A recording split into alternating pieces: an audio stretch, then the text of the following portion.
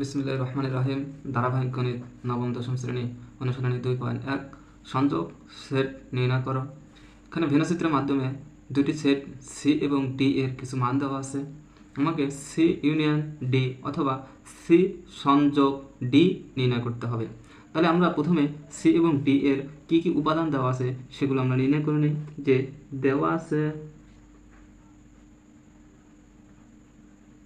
C একটি set, C এর উপাদান কোনগুলা?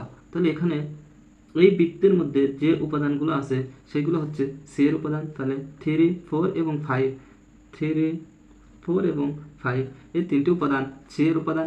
তাহলে ডি এর উপাদানগুলো কোনগুলো?